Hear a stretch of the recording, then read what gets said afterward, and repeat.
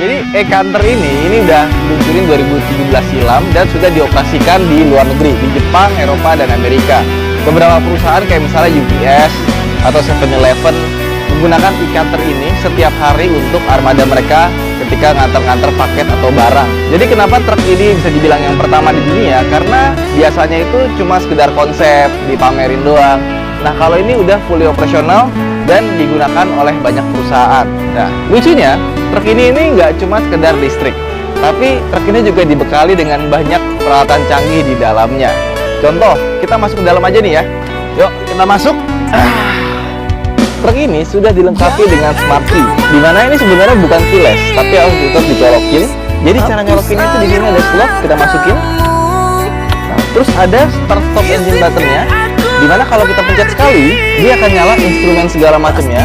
Tapi kalau kita mau starter, benar-benar starter, kita harus tekan dulu dan tekan lebih dalam. Jadi ada tekan sekali sama truk ke dalam sampai ada tulisan ready. Kalau udah ready, ini kita masukin ke R atau D, itu bisa langsung jalan. Nah, ini ada sensor pintunya. Jadi kalau kunci dari dalam, kita buka pintu, dia akan berbunyi seperti ini. Terus head unitnya ini bukan cuma sekedar soal audio, seperti Bluetooth-nya, radio atau navigasi pun di sini juga ada. Di sini ada controller AC dan AC-nya sudah auto, bisa kita pencet bawah untuk setting autonya. Terus ini juga bisa ada heater lebih penghangat. Jadi kalau kita putar yang ke merah ini, dia akan jadi pemanas.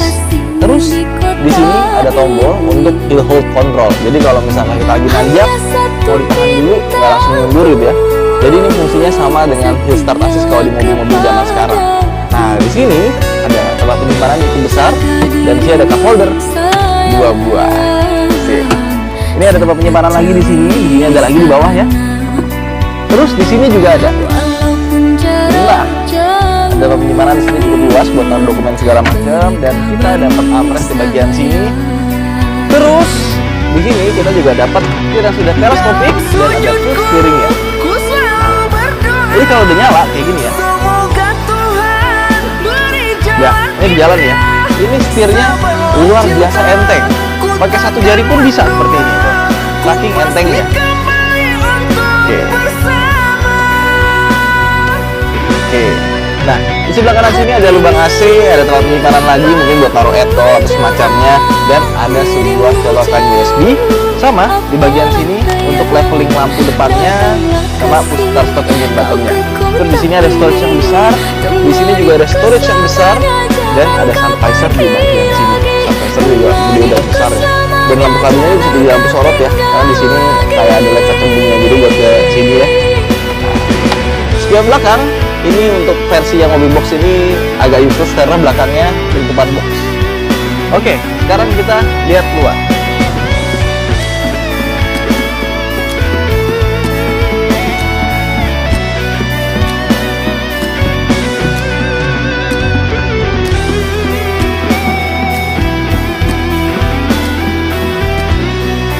Nah, sekarang kita langsung buka aja, kita pengen lihat isi mesinnya itu seperti apa gitu ya. Nah, cara bukanya, ini di sini ada switch. Kita angkat dulu, baru kita angkat ininya. Wah. Udah selesai. Tinggal kita angkat dari sini, sama di sini ada switch juga mesti kita tarik. Tarik, baru kita angkat. Wow. Sama di sini ada locknya, biar kita nggak kejepit. Jadi lebih aman ya. Nah, teman-teman bisa lihat di sini itu mesinnya kelihatan seperti komponen elektronik ya, karena memang ini truk listrik, jadi tidak ada mesin konvensional atau internal combustion engine di dalamnya. Nah, tapi kita tetap dapat radiator. Gunanya radiator ini untuk mendinginkan baterai, karena baterainya ada 6 buah. Jadi kalau kita lihat di sini, ini ada AC sama DC converter atas bagian dua ini. Terus di bagian sana itu ada buat colokan listriknya, buat kita ngecas. Nah, pertanyaannya, di mana elektrik motornya? Apakah di depan? Apakah di belakang? Ternyata dia kan ada 6 buah baterai ya. 1, 2, di sebelah ada lagi, ada 4. Di sini ada 2 tumpuk. Jadi baterai ada 6. Nah, di antara tengah-tengah sini itu ada elektrik motor. Terus ada gardan nyambung ke belakang sini. Di tengah-tengah sini, di belakang motornya itu ada power delivery unitnya. Jadi untuk mengatur berapa tegangan yang dikasih ke power motornya itu ternyata bukan di depan, tapi ditaruh di belakang. Nah, pertanyaannya berapa jarak tempuhnya dan kapasitas baterainya? Kapasitas baterainya itu 13,8 kWh, tapi yang bisa kepake itu 11 kWh. Jadi dia nggak bisa sampai habis banget ya, untuk menjaga biar baterainya itu awet gitu. Dan di sini sebenarnya ada baterai. Jadi tinggal dikaliin aja nih, 13,8 kWh dikali 6, sekitar 82,8 kali ya. Dan panduan baterai yang besar serta bobot yang sangat berat ini, karena kan truk beda sama mobil ya, dia bisa mencapai 100 km dalam satu kali pengecasan, di mana 100 km itu kalau misalkan bobotnya itu terisi sampai 75% dari max load-nya, maksimum kapasitasnya. Nah, berapa sih kapasitas maksimumnya? Jadi e-Canter ini bisa membawa barang sekitar 2-4 ton. Kalau total bobot kotornya sama barang itu bisa sampai 7,5 ton. Tenaga mesin atau motor listriknya itu juga besar sekali. Torsinya 390 Nm dan tenaganya 184 PS. Jadi lebih dari cukup, dan kecepatan maksimumnya dibatasi sampai dengan 80 km per jam. Dan nggak cuma itu doang. Truk ini kita lihat deh. Dia ban depannya itu, remnya itu pakai rem cakram. Dan belakangnya pun juga dia sudah pakai rem cakram. Jadi cakramnya depan belakang, bukan tromol. Luar biasa. Dan dia juga sudah punya anti-lock braking system, electronic stability program juga ada, traction control juga sudah ada. Cakep.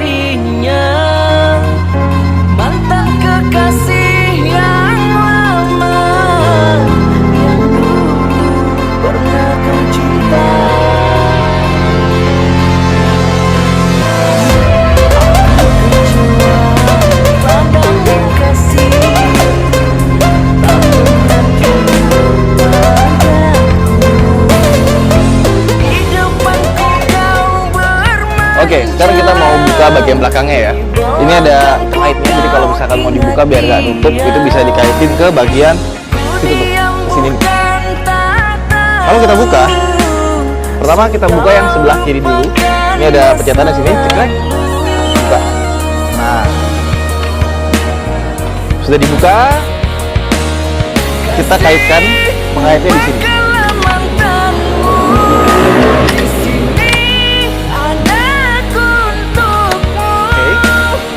Sebelah juga kita buka.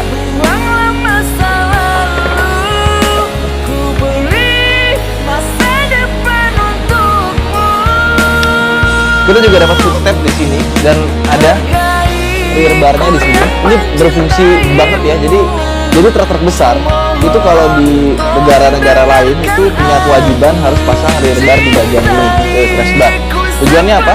Biar kalau mobil tabrakan, tabrak dari belakang, dia itu nggak kena ini, kenanya ini dulu.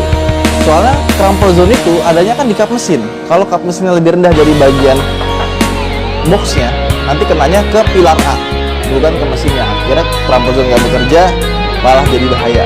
Dan semoga di Indonesia semakin banyak truk-truk yang menggunakan crash rear bar seperti ini. Oke. Nah, jadi kita masuk ke dalam ya. Ini lega banget. Kayaknya ini dulu lega dari kosan gue waktu gue kuliah ya. Sama di sini ada lampunya, tapi lampunya mati, harus dinyalain dari depan. Kayak gini. Ini lampunya ada 1, 2, dan ini panjangnya ini 4,3 meter, lebarnya 2,1 meter, tingginya 2,2 meter. Jadi kita bisa masukin Mitsubishi Mirage ke dalam sini karena lebar sekali. Atau kita bisa bikin kos-kosan portable kali ya. Terus di sini ini ada sebuah kotak yang bisa dibuka seperti ini ya. Set. Nah, ini adalah tempat untuk melakukan pengecasan. Nah, ini untuk yang AC, terus yang ini untuk yang DC. Truk ini seperti apa cara mengecasnya? By the way, untuk mengecas truk ini dari kosong sampai penuh, itu kalau kita pakai fast charging, yang pakai yang DC, itu sekitar 1,5 jam. Tapi kalau misalkan kita pakai yang AC, itu membutuhkan waktu kurang lebih sekitar ya 9 jam ya. Makanya kalau perusahaan yang punya truk ini pasti harus punya DC charging.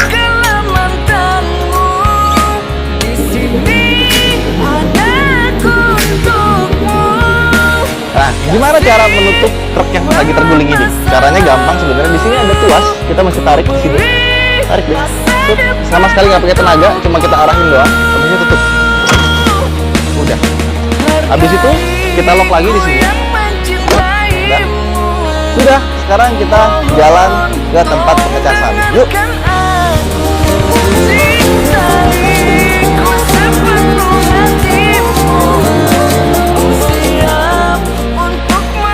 Ayo kita masuk. Oh ini ada aspek. Ya. Langsung lo ready. Kantor. Yuk kita jalan. Jadi sebenarnya kita boleh muter-muter ke KTB sini. Sekarang kita coba yuk.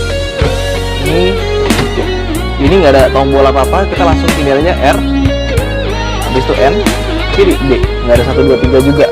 Jadi transmisinya dia tuh langsung ke gardan gitu, 1 gear doang. Wah, dilepas udah langsung jalan dan nggak ada suaranya. Ini suara yang gue dengar adalah suara AC. Terus biasanya kalau mobil listrik, nah nyala dulu. Ayo nyala dulu. Biasanya kalau yang listrik tuh kalau dipakai tuh kencang banget ya. Kita coba ya, kita gas langsung bejek. Tenaganya instan banget, asik. Yuk kita muter dulu. Gue kebetulan dah cukup sering banget kalau buat bawa truk dan bus yang skalanya nggak begitu gede. Ini sama sekali nggak ada suaranya ya, listrik soalnya. Yang ada suara AC doang dan nomor deliverynya itu smooth sekali. Nah itu charging stationnya, charging pointnya. Tapi kita mau coba jalan dulu. Kenceng banget. Waduh, seru ya. Yang dulu kau berikan kini hilang pergi entah kemana. Mengapa hendak kau berikan? Berdiri dulu. Terus cara matiin ini ada 2 cara. Kita pencet lagi atau kita langsung tarik aja kartunya. Kartu kuncinya, kunci kita tarik aja set. Langsung terlepas.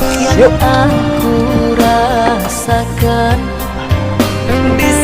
Oke. Nah, cara kita mau ngecas, pertama kita buka dulu. Nah, ini kebetulan di Mitsubishi ini cukup lengkap ya. Dia ada 2, yang ada CHAdeMO sama CCS 2. Nah, yang kita pakai ini yang CHAdeMO. Jadi kita pencet dulu, ini baru bisa lepas. Nah, sekarang kita colok ke sini.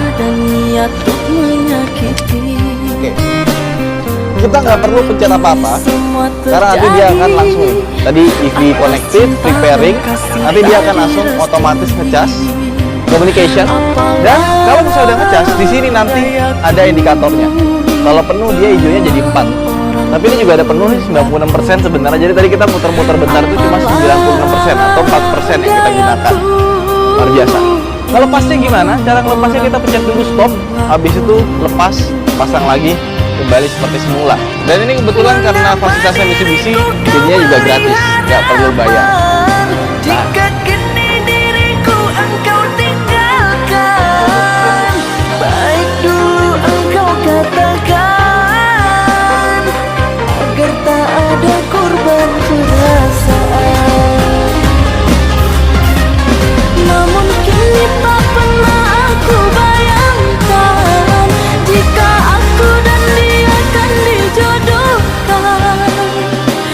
Nah, pertanyaannya, seberapa hemat sih si e-Canter ini?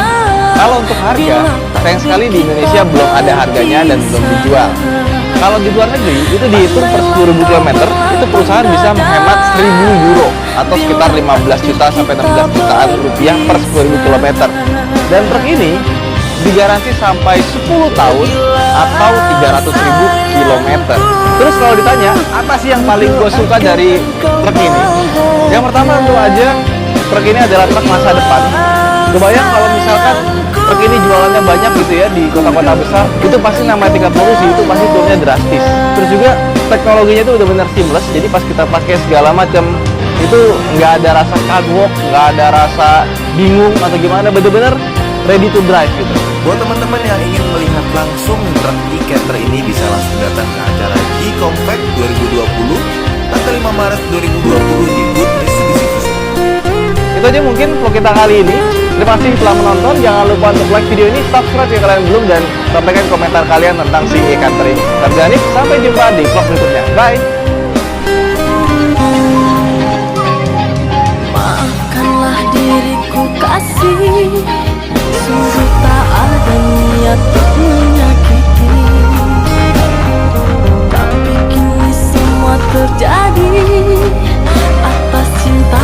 kasih